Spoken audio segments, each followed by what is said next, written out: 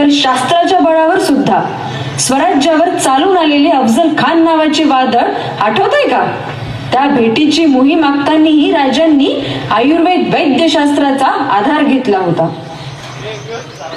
स्वामी, इतक्या तातडीने येण्याचा निरोप धाडलात. आपली प्रकृती तर ठीक आहे ना? आमची प्रकृती ठीक आहे पंत, पण आता शत्रूची प्रकृती बिघडवण्याची वेळ आलेली आहे. मी समजलो नाही महाराज. स्वराज्य संकटात आहे आपण जाणताच. या शत्रूला हर प्रयत्ने मारायचं आहे. ते खरं आहे महाराज, पण यात आमचं प्रयोजन? आयुर्वेद,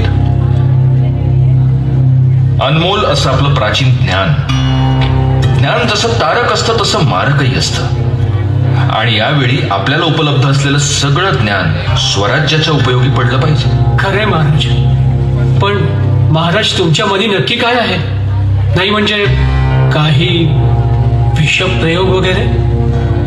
नाही, आम्ही भ्याड नाही. शत्रूशी समोरासमोर लढून त्याला नामोहरम करणं ही आमची परंपरा आहे. आणि म्हणूनच आमचा कुठलाही मावळा निशस्त्र शत्रूवर कधीही वार करत नाही. पण या शत्रूचा आमचा जो काही अभ्यास झालाय त्यावरून असं वाटतं की आधी त्याला मानसिकदृष्ट्या खच्ची करून मग त्याच्यावर समोरून वार करणं हे जास्त इष्ट ठरेल. अगदी योग्य बोललात महाराज.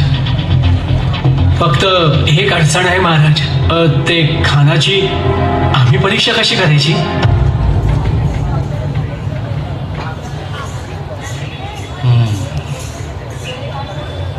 आता यांना कोण जायला सांगणार आहे तिकडं त्याची नाडी बघायला? पंत, अहो तुम्हाला तिथं जाण्याची गरज नाही. गोपीनाथ काकांनी आणि नायकांनी त्याला पाहिलेलं आहे. आता ते जे सांगतील त्यावरून लक्षण ओळखा आणि उपाय सांगा.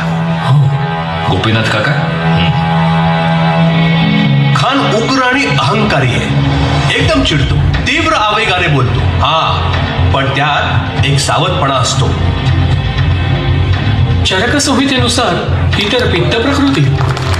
नाझी, खानाच्या खाण्यामध्ये मसालेदार पदार्थ असतीलच. त्यात जर वाढ केली तर पित्त प्रकोप होऊन निर्णय क्षमता कमी होऊ शकते.